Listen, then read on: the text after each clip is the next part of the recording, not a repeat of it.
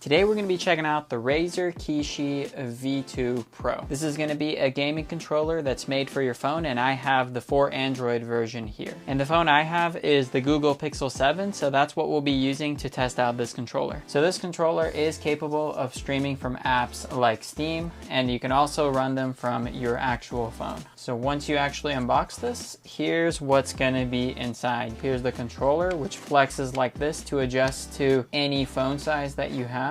And then you also get two different rubber cushions that can be mounted on the phone from the side like so. And this is going to help if you need more grip when using this with your phone. So first impressions with the controller, it does feel pretty nice overall. These joysticks are going to be made of rubber. These buttons are going to have like a glossy finish to them along with all these other buttons. And then the D-pad is going to have like a nice matte finish to it. And then flipping over to the back, you can see that you do have some texture over here to give you a better grip when using the controller. And then if we flip to the top, there are going to be 3 trigger buttons on each side. You're going to have your 2 large ones, the small ones, and then you're also going to have these 2 mini ones up here on each side. So let's go ahead and plug our phone into this. And I do have a case on my Pixel, and I'm not sure if that's going to fit, so let's try it out. So I'm trying to get this connected with the case, and it's not really working. This is a little bit too bulky, so I am going to have to remove my phone case in order to use it with this controller. So we have the big bulky phone case removed, and this time should be a fairly simple process. Yep, very easy.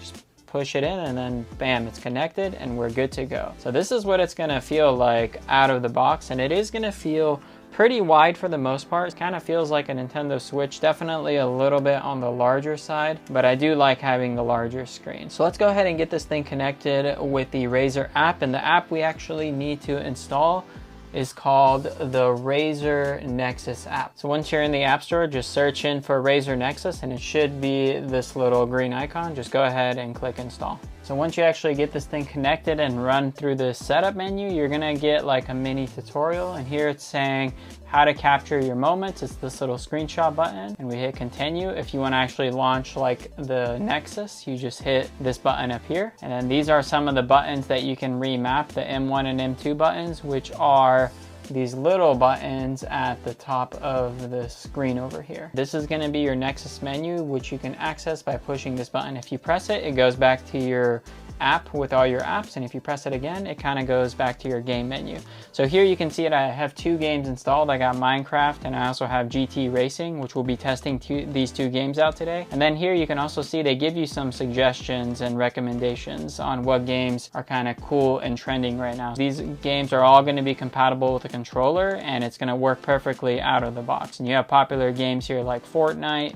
You got games like Diablo, Minecraft, Roblox, a lot of good games. So that being said, let's go ahead and crack open our Minecraft and see how this plays. So we have Minecraft propped open, and this feels pretty good for the most part. It feels very intuitive as I walk around with this arrow, with this joystick. And then with this, I use to kind of pan around where I'm looking. And then jumping is going to be pretty simple, just A to jump, very simple controls. And then you can also sprint by holding this joystick down. So if I'm walking here and then I sprint, see, that's how it works. And this feels very intuitive. And I also like that this controller gives you some hints, like the inventory button is this top button. And then if you want to close that, you can just click B, crafting is there. And then you can just cycle quickly between your items, the little white box here, by pressing these trigger buttons at the top. So this feels very, very nice and very intuitive. So you guys all know how Minecraft kind of goes. I'm not gonna actually sit here and do a big gameplay, but overall impressions, really impressed. So let's go ahead and switch to something like a racing game now and see how that looks and feels. So to go back, you just hit the Nexus button, and now we can switch over to GT Racing. So we have the game going, and here's how we play. So triggers to drive.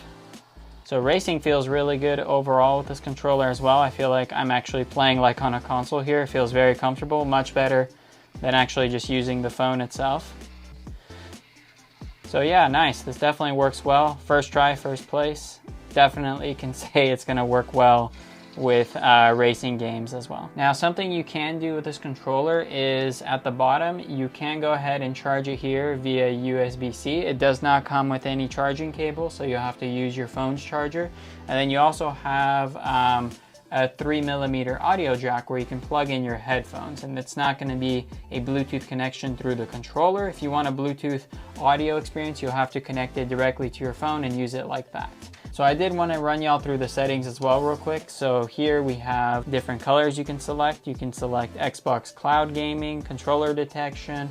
You can do auto game trailers. You can do live streaming straight from your actual device and stream it straight to YouTube or Facebook Live. Then you can go to controller options. You do have some haptic sensitivity modes, and I did feel a bit of vibrating, but in order to actually feel the vibrating, you are gonna have to enable your record audio and video, because if you don't have that enabled, then the controller haptics are not gonna work. So be sure to enable that when running through the setup process. And then button remapping, if you want to change these to do something else, you just click them and then you can choose what they get remapped to. And then you have some firmware where you can go ahead and update your controller, which will usually pop up on your phone if there is an update that needs to be made. So if you compare this to something like an Xbox or PlayStation controller, it's not going to be as comfortable because it is a little more slim and you don't have like a fully ergonomic gripping experience with this controller. But for a mobile controller, I would definitely say this is quite nice, and you get a lot of features and a lot of support with the Razer software. So if you're looking to level up your mobile gaming experience, then this Kishi V2 Pro is going to be a great option. If you're interested in this controller, I'll leave my links down in the description below. And with that being said, thanks for watching this video. I'll see you in the next one. Peace.